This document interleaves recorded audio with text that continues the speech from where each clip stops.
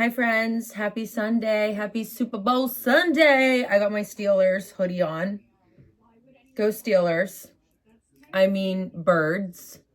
I mean Chiefs. I don't know. All I know is the majority of my friends, like in my sober girl group, are Eagles fans. A couple of them are from Philly.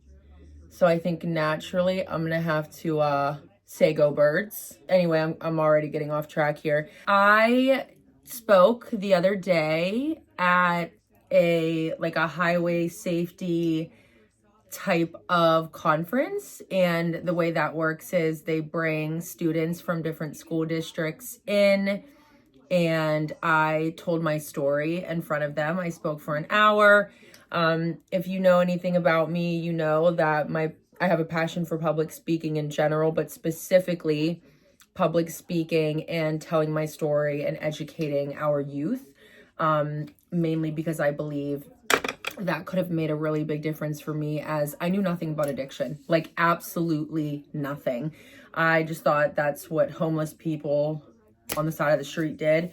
I didn't know what AA was. I didn't know what NA was. I didn't know a program existed. I didn't know there was a big book all about this disease that I have. I didn't know anything. And even when I started going through addiction, I just wonder if having somebody like myself could have changed anything for me. And so speaking to our youth, which I believe is the most important time to educate, and when they're kids, and don't wait until they're already off to college and partying. It's just such a passion of mine.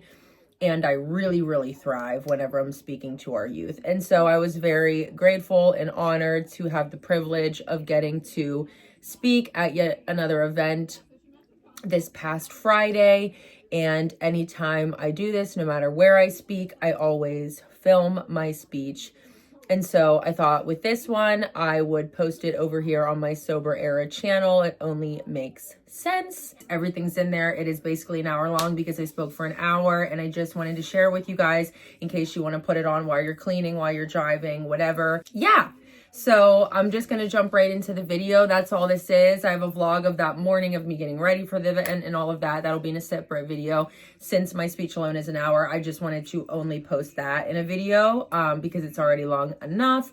And so I just wanted to give this little intro before we jump right in. But let me know what you think. I hope you guys enjoy this lead, and I love you so much. I'll talk to you soon. Enjoy.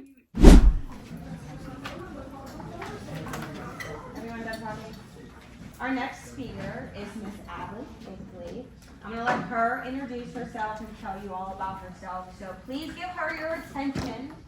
Thank you. Hi guys, my name is Abbeys Links. I am sober and have been sober since April 24th of 2018. So hopefully by the grace of God, this April I will be coming up on 7 years free from addiction. I enjoy speaking to young adults more than anyone else. Honestly, I started speaking in the rooms of AA when I first got sober. And then as I began sharing my story on social media and built a platform there, I started gaining opportunities to speak in places like this. And it quickly became my passion and where I enjoy speaking most and to whom I enjoy speaking to most. Because I genuinely believe it would have made a difference in my life, maybe having like a little bit of education, because for me, I knew nothing about addiction. I knew nothing about even like the program of AA, the book of Alcoholics Anonymous, Narcotics Anonymous. Like I didn't even know these programs existed until I was in rehab. I grew up in a nice neighborhood. I lived in a cul-de-sac. I had friends. My parents are still together to this day. I have a brother and sister. They're both older than me, so I'm the baby of the family. And we were privileged in the sense that we had everything that we needed, so we didn't really struggle. I didn't grow up in a home of addicts or alcoholics, so it was not a conversation in my home. It was nothing I was ever educated on. The one thing we did do in middle school was we did the DARE program, where we were just kind of forced to sign a piece of paper that said we wouldn't do drugs. But nobody ever explained substances to me, what they could do to me, ever. And so my life was pretty normal throughout elementary school, middle school, high school. Grew up in the same home. We never moved. I had a good group of friends. I was very involved in cheerleading. I was a competitive cheerleader. I did high school cheer, middle school cheer, all of the things. So cheerleading was definitely my passion, and it was something that I clung to. I definitely experienced anxiety. I think that was the first struggle that I ever had. I didn't really understand what was happening to me. I just remember, like, my dad would drive me to cheer practice, and I would feel like I was about to go on a roller coaster, or something like exciting or scary was about to happen, but I couldn't identify what it was. And I had this issue for whatever reason with never feeling like I could tell anybody. I don't know why. That was a constant theme in my life, regardless of if it was struggling with addiction, with mental health. I never felt like I could tell anybody. I don't know why. I never felt like I could go to my parents. My mom and dad are great. They did their best, for sure, but I definitely was raised in a home where it was very important to be perceived, and I think I picked that up, and that was something that was really, really difficult for me to break, where it wasn't so much of like, I didn't prioritize how I was feeling on the inside as much as I prioritized how I looked on the outside. And so, like, even in the deepest of my addiction, most people probably would have had no idea that I was on like opiates and very strong drugs, because I just always kept up with my appearance, and that's important because it kept me sick for a really long time. There was like a layer to that where I couldn't receive help because I wasn't reaching out. I didn't look like I was struggling, so nobody could really intervene or stop me. Of course, that only lasted for so long before I started to like make major messes. So my first battle was mental health.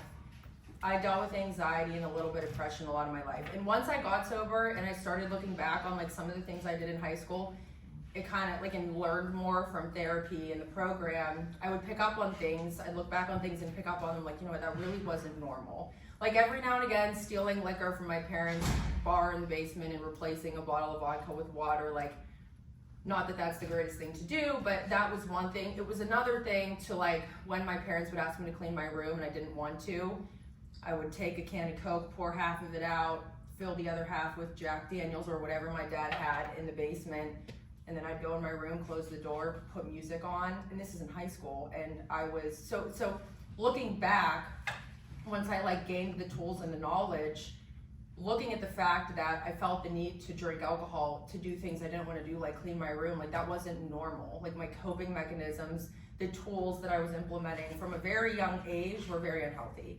And this wouldn't be something that I would notice until I was like in the grips of addiction. But there were definitely signs. My brother and sister both went off to college. There's a gap, they're very close in age, and then there's a little bit of an age gap. So by the time my siblings went off to college, I lived in a home that very much felt like an only child dynamic. All throughout high school and some of the most formative years of my life. At this time, my mom had also decided to go back to school to get her doctorate, which again, hindsight now as an adult, I give her a lot more grace for that. As a mom myself who works and has a lot of dreams and goals, but it was a time that I really needed my mom and she wasn't around very often. So my dad picked up a lot of that. Like my dad took me to every cheerleading competition. He sat in the crowd with all the other cheer moms with like the crazy hair and the t-shirts, like, and I always kind of wished I had that. And God bless him, you know what I mean, helping me sew those curly wigs into my hair for competitions and driving to Canada, driving to Florida, or flying, but all of these places that he would take me. And another thing I think I was able to identify as I got older is like, of course my mom was behind that. My mom knew when I needed to go. My mom was giving him the dates and the times, and as a mom now myself, I see how much women kind of operate behind the scenes. And so my mom played a big role in it, but my dad was the one who was always present. Even moving forward into my struggles with addiction, my dad was always present. My dad was always trying to do what he could to help me. But coming from a family that didn't know anything about addiction, it was hard for them to help me because they just didn't know how. And a big theme of my story is a lot of the people, especially my family who tried to help me, were enabling me more than they were helping me. And so before I get into like the really, really deep darkness of my addiction, so leading out from high school, my siblings both went to college, very similar degrees to my mom and dad. I wanted to go to beauty school. I had this feeling that like I wasn't good enough. I wasn't doing enough of what my parents wanted from me, which was not a real thing. And I think that I had created that myself through like lack of self-esteem and like my own issues, because my parents were nothing but supportive with my dreams. And so I went to beauty school after high school, and during this time, I started dating a guy who I knew for a long time, went to school with all through high school. He was a really close friend of mine, never imagined us dating, but lo and behold, we began dating. We enjoyed doing the same things. You know, I wasn't doing anything crazy at this point. I was definitely drinking. I was engaging in like other activities, but nothing that was super life altering, I guess. So him and I had this common interest in utilizing substance and partying, and that was kind of like the basis and the foundation of our relationship, that like equal interest. It definitely wasn't a relationship now as a 30-year-old adult that was one that would ever thrive or work long term. However, 3 months into that relationship during beauty school, I found out that I was pregnant. I was 19 years old and I was absolutely terrified. I come from a religious home. I grew up Catholic. I was an altar server. I made my first Holy Communion, my confirmation, CCD, like I did all the things. We went to church every Sunday. I gained a little bit of a resentment to religion, just kind of based on what they would preach in the church, what my parents would preach in regards to the church, and then how they would behave outside of the church and things that I would see at home. Like, I just noticed some hypocrisies, which I think is a common thing, and I think a lot of people kind of struggle with that. And so I gained a little bit of a resentment towards religion, but that's a different story that I tackle later in my story. So obviously I was terrified to tell my parents, number one, because they're very image-based, and I knew that this was going to affect, I don't know, how they were perceived or how they thought they'd be perceived. Nonetheless, you know, we decided we were going to do this. I was going to have a child at 19 years old and, you know, be the best mom that I could be, knowing nothing about the world, not even knowing how to do laundry, not knowing to clean the lint out of the dryer. Like, I knew nothing about life, and I'm about to have a kid. So obviously my parents were very upset. I remember the first thing my dad said to me was, "You can't even take care of yourself. How do you expect to raise a child?" And in the moment, that was very painful to hear, but he was absolutely right. So by the time I had my daughter, I had turned 20. So I had my daughter at 20 years old. And the biggest thing I struggled with was what everybody else my age was doing versus what I was doing. You know, I was like trying to create this like white picket fence life with this person, and it just was never going to work. And I tried so hard to make it work, and I tried so hard to make it look good. And that was a really big struggle in itself. On top of that, I was diagnosed with extreme postpartum depression. So again, mental health hit me like really, really hard. Just to quickly backtrack, while I was pregnant, I did graduate beauty school. I passed my state boards pregnant. I worked a full-time job on the side. So by the time I had my daughter, I was working in a hair salon, and I was a licensed cosmetologist, and I was trying to build a career. I was an assistant in high-end salons, and I was trying to, you know, get up to the point where I could have a chair and build a book and start making like real money, because I was basically making minimum wage as an assistant, and it wasn't adequate in terms of like paying the bills. So there were financial struggles, but the mental health struggles definitely took over. And I think most of us have some struggle or another, whether it's something that we've been dealing with for a few months, maybe it's something that we've been dealing with since childhood, whether that be insecurity, like self-esteem issues, confidence, maybe it's anger, maybe it's based on your home life or whatever the case. And sometimes, like I said, we deal with these struggles for a little bit of time, or sometimes we kind of deal with them for like decades. And for me, you know, I definitely had some self-esteem issues, but the mental health was my biggest battle, and it was just like nonstop.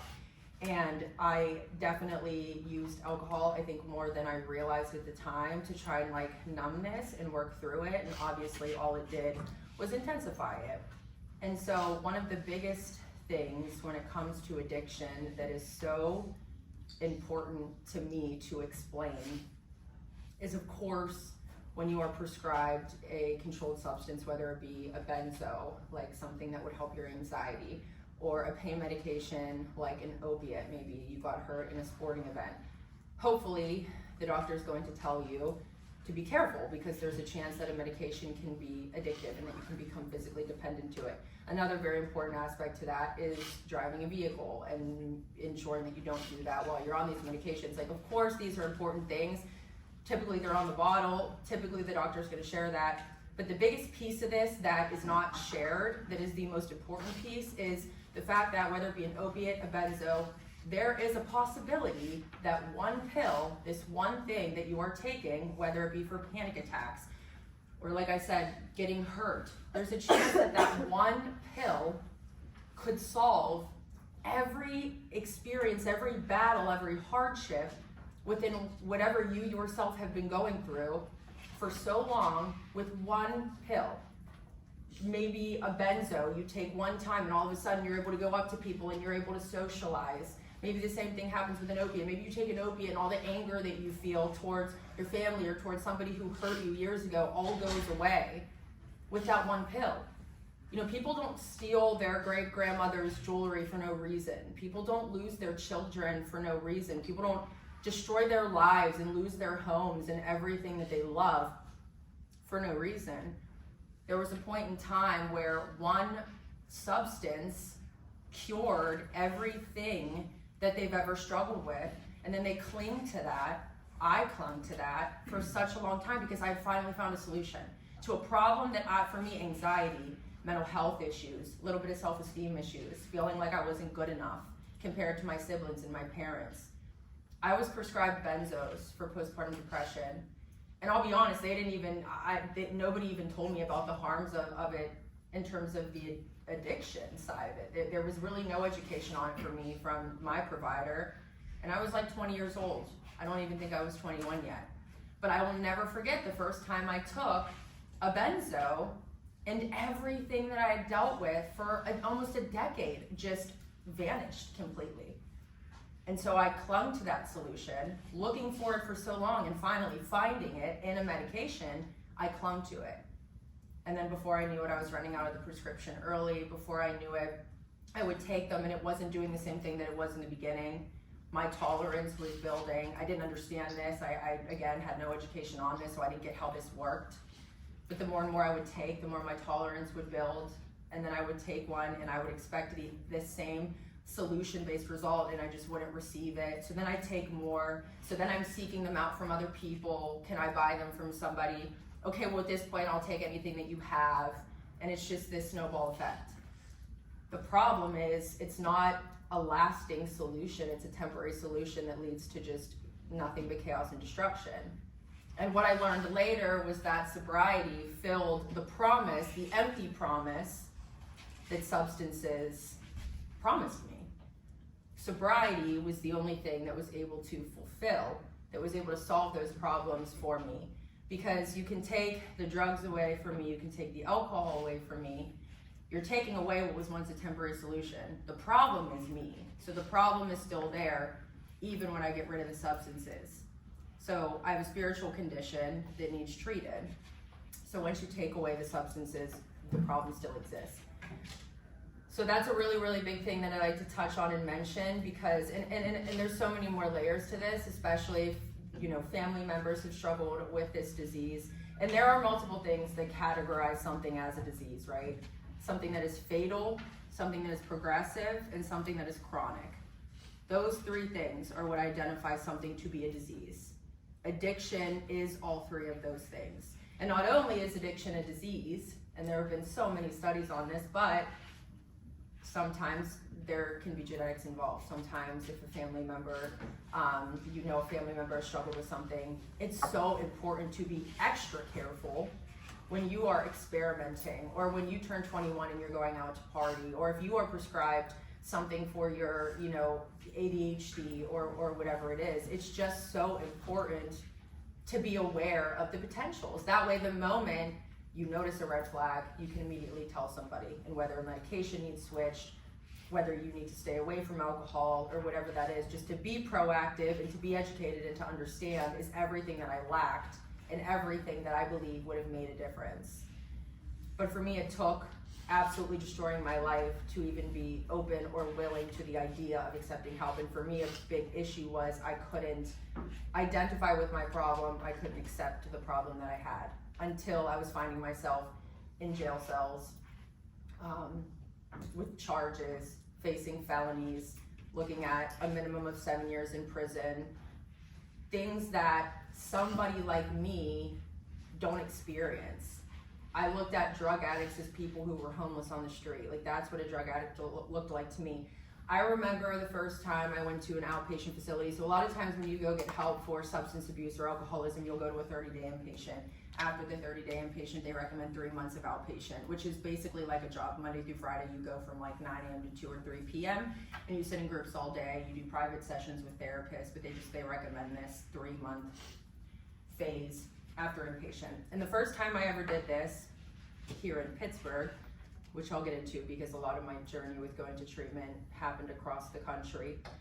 But the final time I tried to get sober, I went to a 3-month outpatient here in Pittsburgh, and I had a therapist who played a really big role in saving my life. But I'll never forget, we were in group one day, and I don't know, there were like 10 or 15 of us, and as you can imagine, everybody in there looked all kinds of different ways. You had older people, you had younger people, you had a lawyer in there, you had a nurse in there, you had a construction worker, you had me, like just so many different types of people. And the therapist asks all of us as a group, she says, what does an addict look like to you?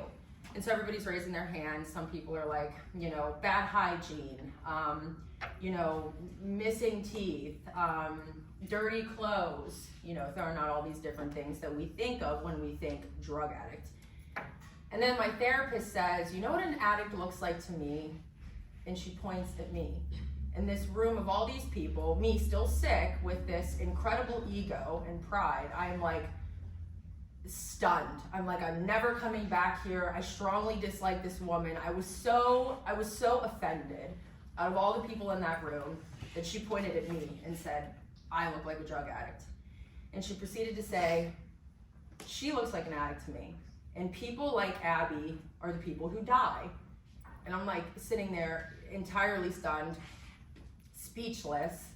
And she said, people like Abby don't get help because they are so concerned with how they're perceived and how they look that they are unable to open up, be vulnerable, and actually get the help that they need. So I went through my phase of anger, resentment at this therapist. I took my time, I complained about it, I called my sponsor, told my house manager at the sober living I was never going back. I was working the steps at the time, which I'll get into a little bit more, but it took me a little bit, maybe a couple weeks, and I started to really understand and I started to open up to her. And ultimately what that woman did for me was she broke me down, like completely tore me apart, got rid of the ego and pride that was going to eventually bury me. It's what they say, bury your pride before it buries you. And then she rebuilt me into somebody who actually had real substance behind them, a person with confidence, a person with esteem, a person who was educated. And she would always say there was Abby and there was Abigail. She would always say, I'm building up Abigail. And depending on how I behaved in groups, she would either refer to me as Abby or Abigail, and that was my indication of, if I was picking things up, if I was learning, or if I was falling back into my old ways. So that woman was a really big part of my story, but that's a little bit ahead. So I'm not gonna run through my entire timeline just because it's insane. I definitely learned throughout my addiction that wherever I go, there I am. Whenever I would relapse and cause chaos, I would run to California, which is where I initially tried to get sober. And then I'd be there for a little while. I'd create some big mess in California, and then I'd fly home to Pittsburgh, and I would just run back and forth for myself. So, but before all of this, I wasn't physically dependent to anything yet, but I was mixing alcohol and benzos, which is a complete death sentence, by the way. And I didn't know this, of course. And sometimes I would drive my car. Sometimes I would drive home on these substances. And so the first bit of destruction that I would cause myself and my family was wrecking vehicles. I am so insanely lucky. I've never hurt another person or myself, but mainly another person, because as a 20-some-year-old girl who is struggling with addiction, who is clueless to what they're experiencing, no education, taking these benzos that are prescribed for anxiety, going to the bar with my friends, drinking even just one drink on a benzo can black you out. And I didn't understand this. I could have ended up in prison for the rest of my life over a simple mistake. And that's the problem with drinking and driving, mixing substances or not. is one simple mistake can change your entire life. And I've made mistakes that have permanently altered my life. I have. I'm lucky to have freedom. I'm lucky to be standing here. I'm lucky to be sober. But I'd be lying if I said to you that some of my decisions have not permanently affected my life, because they have. But the way I would get in that car and get behind the wheel under the influence was hands down one of the most dangerous things I've ever done to myself and to others. So I had wrecked a couple cars, totaled a couple cars, and somehow walked away with hardly any scratches. And then of course it just gets worse. And eventually I got a DUI. And I remember they took me to the police station. They called my mom and dad. They told them what was going on, come pick her up. And my mom and dad said no. They said, no, we're not coming to get her. And so I spent the night in a holding cell. I woke up in the morning. Took me a minute to like process where I was. My daughter's dad came and got me out, but this would be the beginning of like really starting to create a lot of destruction, and I was not getting along well with my mom and dad. When my daughter was 1, so through the first year of her life, I struggled a lot. I struggled with wanting to party, wanting to go out, wanting to do what other 20, 21-year-olds were doing, while also trying to raise a kid, while also battling, you know, postpartum depression, taking this medication that I feel like I can't even be human now without, trying to create a career, doing all of these things. And the father of my child and I also had split at this time. So we split when my daughter Mila was 1. And at this point I moved back in with my mom and dad. So this didn't go very well. My mom and I butted heads really badly. I'm sure part of it was because I was using, you know, benzos and drinking. Eventually I got a little out of control, and my parents had finally given me this ultimatum: go to rehab or we will not be in your life. And so at that point, because my pride was still taking over, I thought, you know what, I don't need rehab. And I wasn't physically dependent to anything yet. And so I genuinely did not feel like I needed rehab. But I remember thinking to myself, you know, I'm gonna prove them wrong. I'm gonna be so successful doing hair, and I'm gonna create this great career, and then whenever they come running back to apologize, I'm gonna be like, nope, I don't want you in my life. Like, that was my plan, which is so pride driven. That didn't last very long. I think like a month or 2 went by, and I was just struggling so bad and so miserable, and I was kind of bouncing around, sleeping at homes with people, like sleeping over people's houses who were interested in doing the same things I was, so they were not like the best people, struggling just as I was.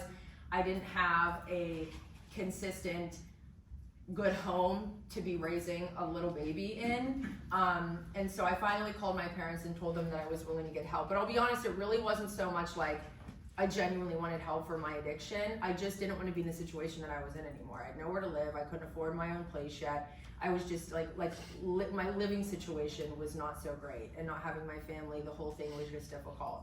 And so I accepted help. And my mom said, you know, look up places, wherever you want to go, I will help you get there.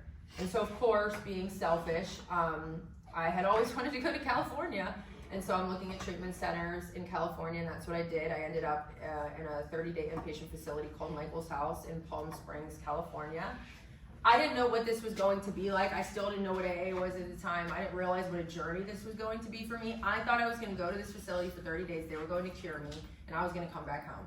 Like, at no point did I consider long-term sobriety, having to learn all of these tools to help me stay sober on a daily basis, which literally does require action on a daily basis. Like, I didn't understand what went into this. And then on top of that, I show up and everybody there is sick. Everybody's detoxing off of hardcore drugs, heroin, opiates, stimulants, barbiturates, all kinds of crazy things. And so of course my first thought is, I don't belong here. I'm not withdrawing.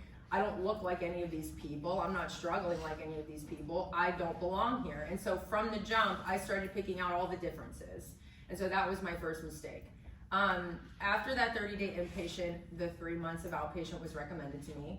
And there was an outpatient facility in Orange County that they had offered me. And so I told my mom and dad, you know, I'm gonna go to Orange County and I'm gonna do this 3-month outpatient. And I'll be honest with you, at that point I had made friends. I was kind of having some fun, but ultimately I was following a therapist's advice. When I went to Orange County for this 3-month outpatient, I had a therapist. And mind you, at the time, my daughter was basically with her dad full time. And this scared me. And I knew that I wanted to do everything that I could to protect my daughter. I knew that I wanted my parents involved in helping raise her while I couldn't be there. And so I talked with this therapist, explained how I felt, and this therapist recommended that I give my half of the custody of my daughter to my mom and dad while I was away getting help. And so I accepted her offer. And at this point I knew that I wasn't so great at making really large decisions like this. So I really was just like trusting the therapists and the professionals around me. And so I had made the decision to give my half of the custody of my daughter to my mom and dad. And so this created a co-parenting dynamic between my parents and the father of my child, which while I was gone was a mess. Court involved, all kinds of craziness. I was not there for it, but there was quite the battle. So to make a long story short, I did not stay sober that first time. And looking back, I remember like when my parents flew out from Pittsburgh to California to do like a family therapy group session. And I remember a part of it was a relapse prevention conversation. And it was like involving my mom and dad. It was like, what would you do, you know, if this happened? And I don't know why, but the entire time, I remember I was so annoyed of this conversation. I was so annoyed that this was part of the group activity because I was not going to relapse. Like, it was silly. It wasn't even worth talking about because I'm not going to relapse. Still did not understand how this disease worked. I still thought that I had control over addiction. I still thought that I was more powerful than it. And it wasn't until I had to like fully surrender and understand that addiction absolutely would rule my life, control me, take me over, and eventually kill me, that I was finally able to start doing the work. And so pride and ego is a very common theme in my story, and until I got rid of it, I would continue to relapse. So I spent about a year jumping back and forth from Pittsburgh to California, and one of the biggest issues I experienced was I would have a lot of, it's not luck, but I would have a lot of good experiences in California. I got a really good job. I bought a car out there. My license was suspended here, but I got my permit and took my license and tested in California, and I got a license out there. And I was building this really beautiful life in California, and I was sober, but it didn't make sense to me because my kid was across the country in Pittsburgh, and I couldn't understand why things were happening the way they were. Like, part of me thought, okay, I'm doing all of this so that I can one day go back to her and maintain it, but I'm literally building a life on the West Coast, and my kid is, that was my biggest struggle. And so I'd go home for every holiday. I'd go home for her birthday, and one Christmas, I was leaving, and it just hit me extra hard. At this point, I had a beautiful apartment in San Clemente, right by the beach in California. I was working in treatment. I was the head of a detox program. I handled medications. I disposed of controlled substances. I had a pretty high position there. I had got my like RAD T1 certification, so I was a registered alcohol and drug technician on the West Coast. I was doing well. And I remember when I was leaving Pittsburgh and I said goodbye to my daughter, I was struggling extra with this whole thing. It was so hard for me to leave her and go back to this new life I was creating. Like, it just felt so wrong. And I didn't even get through the Pittsburgh airport before I was at the bar taking shots of Fireball. And I don't even remember the trip back to California. But I remember when I landed at LAX, my boyfriend, who I of course met in rehab, which 2 dead batteries will never start a car, but that was a whole other learning experience. He picked me up from the airport, and I like demanded that he go pick up substance and bring it to me. And this was substance that I had not really like dabbled in yet, and it was also a substance that I would learn a new way, a new form of getting it into my body, which involved injections. And he had experience with this, so he was like begging me no. And I pulled the good old, this is like the worst, most toxic trick in the book, but I said to him, okay, don't get it, I'll find another guy to get it for me. And of course that worked, and so he got it, and this would be the first time that I would like really experience the absolute devil and the absolute hell of drug addiction. It was a couple days before I was immediately dope sick when I'd wake up in the morning. For some reason, when I'd be really, really sick, when I wouldn't have substances, I would get really homesick of like my mom and dad, which was kind of interesting. I was still in my younger 20s, but the half-life of the substances that I was using was so short that it wasn't long before I was sick again and I needed more. And eventually, the thing is, it gets to the point where you're not using substances to like get high. It got to the point where I wasn't utilizing substances to like put my head in my lap. I wasn't using substances to feel high. I was using substances to be able to get out of bed. I was using substances to take a shower. Addiction being physically dependent to substances gets you to a place where you simply need it to feel like any other normal human. And so many of us, I'll speak for myself, but so many of us just wanted to get rid of that physical dependency. Like, we did not want to be physically dependent. We just wanted to feel normal like everybody else. We just wanted to be able to get out of bed, get a shower, and go to work without substances. But I needed to work to pay for substances, and I needed substances to go to work. So it was like this full-time job in itself, just to be well and just to be able to show up to my job. And so eventually this boyfriend that I met in California, him and I actually flew home to Pittsburgh, and I told my parents I was ready.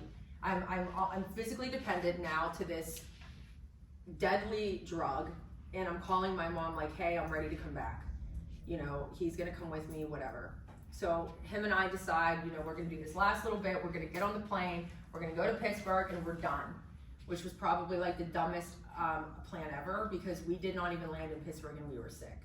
You know, my dad picks us up from the airport, we're sick. I get home to my house, my daughter's asleep, I'm sick. I wake up the first morning at home in Pittsburgh with my daughter, my baby, and I'm sick. He can't even get out of bed. So obviously the first thing I did was start making phone calls. I didn't really know anybody in Pittsburgh because all of my experience with using to this extent was on the West Coast, but I was calling who I could. And so my point is I was completely back wrapped up into addiction. So to wrap up this phase, you know, I got arrested. They had their eyes on the person that I was purchasing from, and I was just kind of caught in the process of it all. I had a SWAT team surround my car. You know, they took me to the police station. So addiction and substance abuse put me in positions where I had handcuffs on my ankles, I guess ankle cuffs, wrist cuffs, like completely chained down in a police station in the city of Pittsburgh, in a bathing suit. Actually, I was in a bathing suit because I had just come from the pool. And those were the moments, especially when they left the room and I'm sitting in there by myself, where I'm like, how did I get here? Like, this is not me, this is not who I am, this isn't how I was raised, these aren't the morals that I was raised with, these aren't the values that I have, these are not the standards that I once had for myself. Like, how did we get here? And it was in those moments that I would try, and I remember specifically then, like, begging God to let me get out of here, begging God for them to not put me in jail. I said, I just need to get out of here. If you can just somehow get me out of here today, freely, back to my car so I can go home to my daughter, I promise I'll stop. And so they did let me out that day eventually, but it was a traumatic situation. And again, just being in situations that I would never typically find myself in, the healthy version of me, I guess. But to make that long story short, my ex ended up, you know, going back to California, as did I. So I did a lot of jumping around. The irony of my story is, you know, I go back out to California, I come back to Pittsburgh. So this final time I'm in Pittsburgh, I'm not sober. My parents think that I am. I have my own little place in a really small, not so great town. And also, when you are an addict and you're using, you make insane, like, promises and deals with yourself. And I'd say to myself, as long as I don't touch, like, H, as long as I don't touch that, I'm doing good. I'm just only gonna stick to opiates, like pills, okay? This was my way of, like, being classy. Like, it's madness, it's insanity to say that out loud now, but that was genuinely my thought process. The problem was, those opiates were a lot more expensive, and it was a habit that I couldn't afford. So I took my father's checkbook, I began writing checks to myself, and this worked, you know what I mean? And once I found something that worked and helped provide, you know, for my habit, I continued to do it. And so a couple months went by, I'm taking my dad's checkbook, I'm writing these checks to myself. This is how I'm keeping up with this insane habit. And every time my dad would call me, my heart would drop. Like, I was waiting on the call. Again, why I couldn't just go to them and admit that I was struggling, why I always had to, like, blow things up and create this giant explosion instead of just going to somebody and admitting I need help, I have no idea. You know, combination of things, but that's neither here nor there. So eventually, I get the call. I'm at home in my little house, and my dad gives me a call, and he says, hey, I have a question. I just went to pump gas, and my car declined. Now my dad has worked very, very hard. You know, my mom has her PhD. She worked at Carlow University for a long time. She's now retired. My dad's an architect who works for himself. They came from nothing. My parents worked very, very hard to give us the lives that they did. And so my dad's car declining at a gas pump, it was not like necessarily a common occurrence.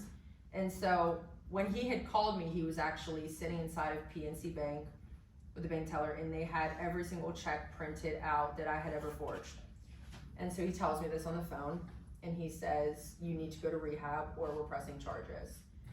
So obviously I'm choosing rehab, but the first thing I do is start calling everybody I know in California. I'm like, somebody get me on a plane, you know, insurance would cover it. This was how I always did it. Like, somebody get me out there. Fly me out, get me in a treatment facility, I gotta come back, because I just always felt the need to run from my problems.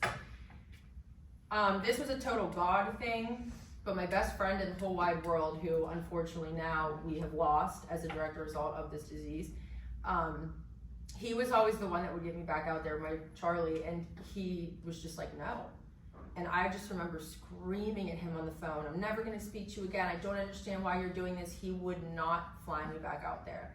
In hindsight, he was a big part also of me saving my own life, because I now can understand why he did that. I think that he knew, like, I had to stay in Pittsburgh. I had to figure this out at home, where my daughter was, where my family is, where I will be, you know, staying sober long term, which, you know, of course is the goal. I think he knew that I had a lot of things to face, and as much as, of course, he wanted me back out there, he selflessly knew what was the right thing for me, and I didn't at that time. So I threw a fit, lost my mind, whatever. Couldn't get back out there for the first time ever. So I ended up in a treatment facility in Washington, Greenbrier Treatment Center, and I did a 30-day inpatient there. The difference this time, because I've been to treatment hundreds of times, miss, I'm never gonna relapse. Let's not have this conversation in this group therapy session with my family, was a chronic relapser.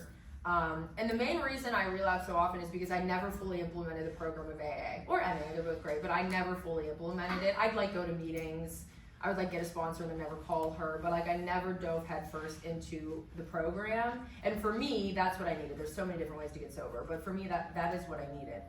So I go to Greenbrier, and the difference this time is like, I'm just straight up miserable. I'm not making friends, I'm not doing my makeup, like all the things that I would normally do when I go to treatment, I was not doing. Like, I was miserable, I was broken, shattered, done. I had nobody to call during the phone times, nobody was giving me money for cigarettes or candy for the first time ever. For my first time going to treatment, people that I didn't even know were sending me stuff, which is just how my mother is. But I'm like, we have a third cousin, you know, named Brenda, she sent me a blanket, like, people were so supportive of me the first time I'd ever gone to treatment. And then here I am in my final time, and nobody's picking up the phone during phone time. Nobody's coming to see me. You know, when they would do their family group sessions at Greenbrier, all of us who didn't have family coming, they would like shove us in this room and shut the door, and we'd have to like put a VHS in I don't even know if you guys know what those are, but we'd have to like watch an old movie over and over again, but we would joke and be like, we're like the reject kids that don't have anybody here. But all of those things in the end, when I had lost everything and everyone, that was very important. That was a necessary step for me to finally be able to get sober. Unfortunately, I had to lose everything to gain it all back, and then some. It doesn't have to be that way, and that's not everybody's story. But for me, I had to absolutely lose everyone. So fast forward, I get through 30 days of this treatment facility. I am on day 28. I'm 2 days out from graduating. I have a plan in place with the coordinators who help you with an aftercare plan. I had nowhere to go, so I had no choice but to go into a sober living, which, let me tell you, a sober living was a whole lot different from the sober livings in Orange County, California. And again, huge, like humbling moment that I absolutely needed. There were nights where we didn't have heat. There were summers where air conditioning was broken. I remember one point there was a mouse in the basement. I would like close my eyes to run down there and like throw my clothes in the dryer. Like, it was a whole different experience than the sober living that I lived in when I was on the West Coast. But nonetheless, we had this plan in place that I would go to a sober living. My Charlie in California actually helped me pay for the first month just so that I could get in there. I needed to get a job. My car was in repossession mode at the time. And anyways, with this aftercare plan, I'm like starting to feel good. I'm starting to feel confident. I'm ready to get out there. I was inspired. I was feeling a little bit inspired. Like, I was feeling like, you know what, I might actually be able to do this. Like, I might be able to stay sober. 2 days out from graduation, and they do mail call. Obviously, I'm not expecting any mail. Nobody's sending me mail. Nobody has sent me mail this whole time I'm here. Nobody will even pick up the phone for me. And they call my name during mail call, and I'm like, there's the wrong Abby, and they're like, nope, Abby Fickley. They hand me this letter, this piece of mail. I open it, and it is basically a 3-page disownment letter from my father, typed, signed. I still have it, will always have it. I actually have part of it tattooed on my arm right here, which my dad says, he's like, I'm gonna stop writing you cards and letters and things because you just keep putting them on your body. You can just leave them on the paper. Very old school, but so, you know, this letter basically reiterated that he was disowning me as his daughter because this person is not his daughter. This isn't who he raised. There was a lot of hurtful stuff in there, understandably, of course. You know, he had said that he felt sorry for my daughter, that my daughter deserved a better mom. He had let me know that he took me off of their health insurance.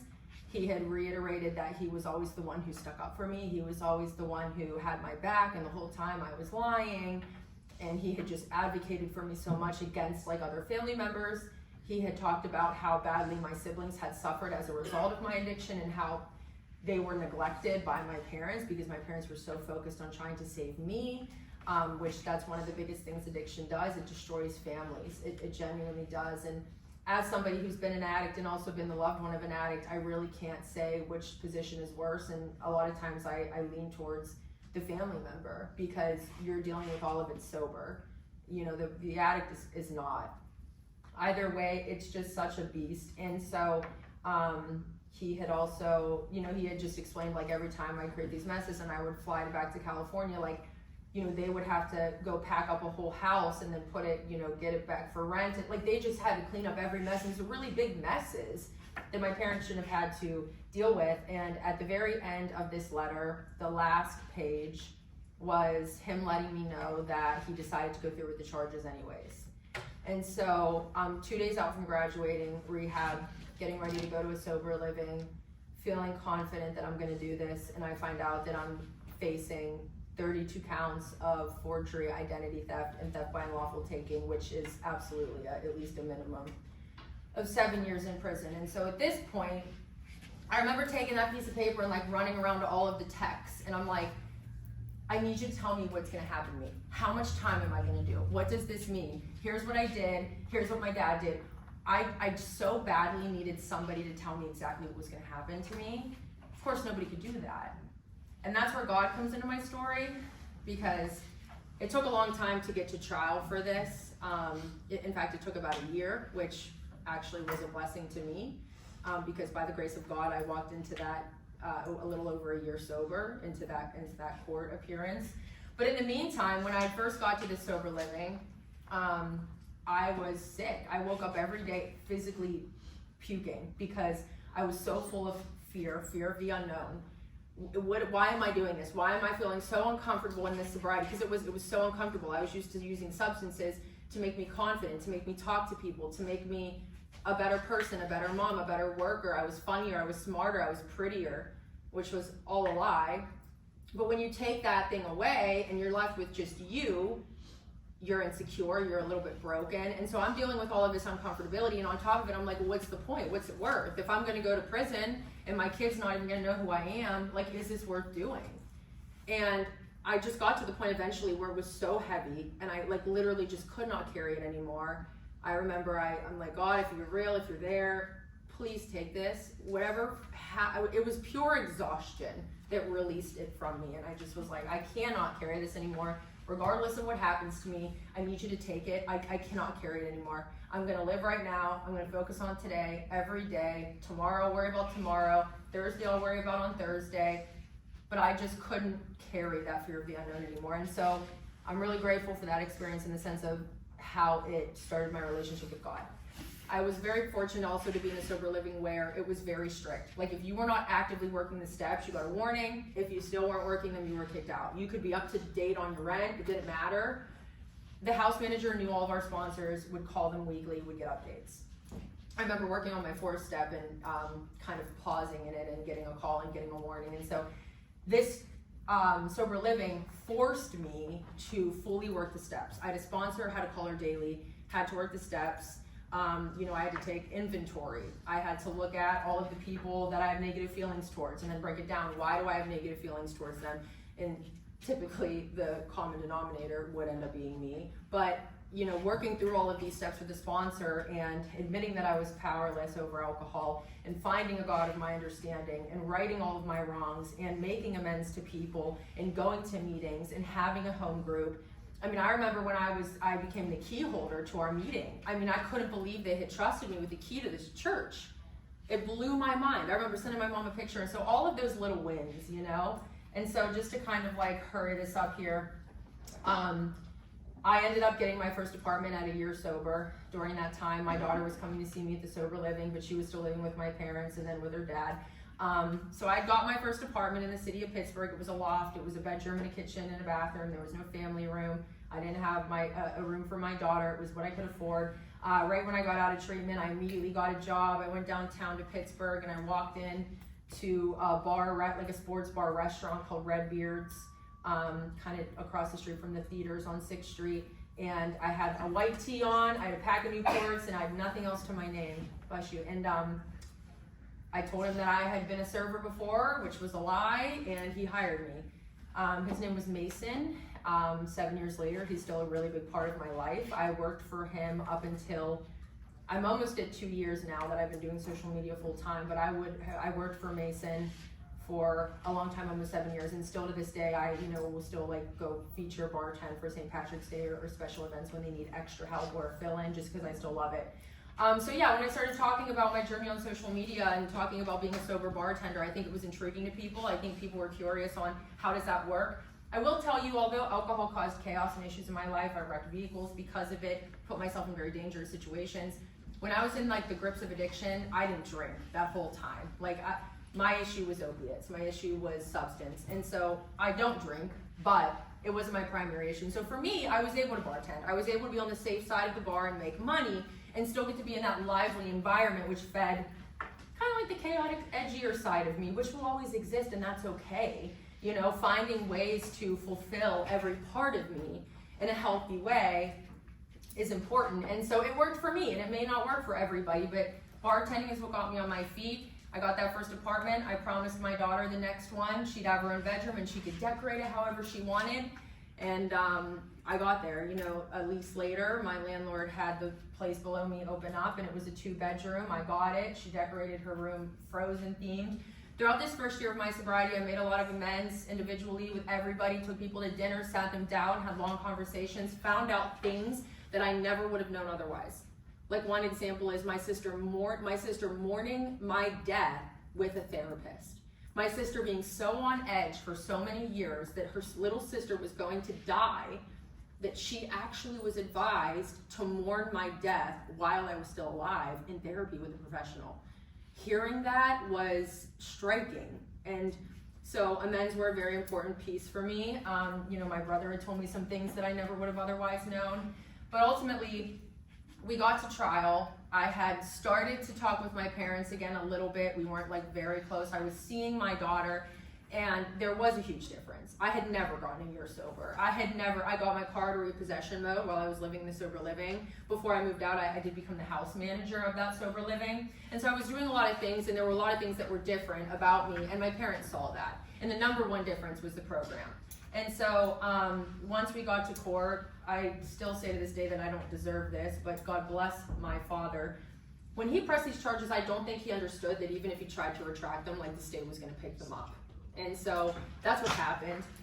And so when I went into court that day, my dad actually hired a lawyer on my behalf, and my dad stood beside me and fought the felony charges next to me, which again, I didn't deserve. My mom kind of just sat in the back of the courtroom because she couldn't handle it emotionally, and God bless her for that. Anytime she felt all she could do was enable or be emotional, she would just kind of step back and put her hands behind her back, which was just as helpful as the boundaries that my dad was setting. But she let him do it and she didn't intervene, which I appreciate just as much. So my dad fought these charges alongside me, and we got those 32 counts of forgery, identity theft, and theft by unlawful taking dropped down to 1 misdemeanor theft charge, which was huge because the felonies would have destroyed my life in so many ways. And that's why, again, even with drinking and driving, using substance, getting behind the wheel under the influence, they are life-altering decisions that will follow you forever. I was so lucky that I received a misdemeanor charge that I could one day end up wiping off of my record. I remember when I started volunteering at my daughter's school, she's now in 4th grade, but in 1st grade, I was going to a Valentine's Day party. I was signed up to work it. I was doing my makeup that morning on Valentine's Day, getting ready, and I get a call from the school that there's an issue with my clearances. They had to bring my child, who was in 1st grade, into the office so that I could tell her over the phone that I wouldn't be able to be there that day. I hated myself for that. And that was a couple years sober. I hated myself for it. And so I volunteer at everything now, literally everything. In fact, 2 days ago, I volunteered at her school, but I do everything. Every party, every field trip they let me come on, every library aid, reading to the class, every Christmas party. It means the world to me because of my past experiences. And I'm lucky that I get to do that now, because with the felonies, I'm not sure I'd be able to, you know? And there's just so many potential life ruiners, and again, life-altering things that can happen from one bad decision. And so I'm really grateful that I ended up in a place where I was able to correct those. This just happened naturally. It was quite ironic. I did end up regaining custody of my daughter on Mother's Day of 2019, which was huge. So since 2019, I've had custody back of my daughter. You know, I've been co-parenting with her dad for a long time, doing everything I can to stay sober. I finally got a house in the district that my daughter goes to school in, which wasn't easy. It's a more expensive place to live, but I did it. And then just this past October of 2023, I was able to buy a house. And you know, a lot of that success came from social media. A lot of the ability to speak in places like this came from social media, but I started the journey on social media because there were so many important things I felt like needed to be discussed online in today's world, with the amount of kids, preteens, young adults, the youth that are on the internet. To be somebody who can talk about such important things, I just think it could have changed things for me. And so I'm grateful for everything that I've gained back, but none of it exists or matters without sobriety. It is the absolute foundation of my life, and it always will be. The program in itself, I will say this, and then I'll wrap it up. Does anybody know what a phenomenon is? Or can anybody give an example of a phenomenon? It's okay, because I couldn't either. Okay, so I'll give you a couple. One phenomenon is when I yawn, I might make one of you yawn. You know, yawns are contagious. Like, not only the person sitting next to you, but you could be on FaceTime with somebody across the country from you, and if they yawn, you might yawn, right? Even just talking about it will make people yawn. But interestingly enough, there's been a lot of studies, like a lot of research has been done on this, but they can't figure it out. We have no scientific proof on why this is, but we know it exists. That's a phenomenon. Another one is the only domesticated cats are the only cats that purr. Like cats in the wild, they don't purr. Only domesticated cats do. We know this exists, we know this is true, but scientifically, we cannot explain why. That's another phenomenon. The program of Alcoholics Anonymous is a phenomenon. We know it works. We've seen it work time after time for decades and decades, but we can't tell you why. I can tell you all the reasons it works in terms of like the steps and making amends and going to meetings and having a home group and having positions and hanging around these people who share similar struggles and things with me, but we can't actually explain why Alcoholics Anonymous saves all of these people who have this spiritual condition. We just know it works. And so for a long time I was against it, and once I was finally open to it, actually forced, which was a good start, there's a lot of promises that come in the program. And once I started receiving those promises, I wanted more of it, and it got me more involved. But to wrap it up, again, I'm so grateful to be standing here today. I'm grateful to simply be alive and to get to share my story and my experiences with you guys. I really appreciate it. I appreciate you guys being here. Thanks for letting me share.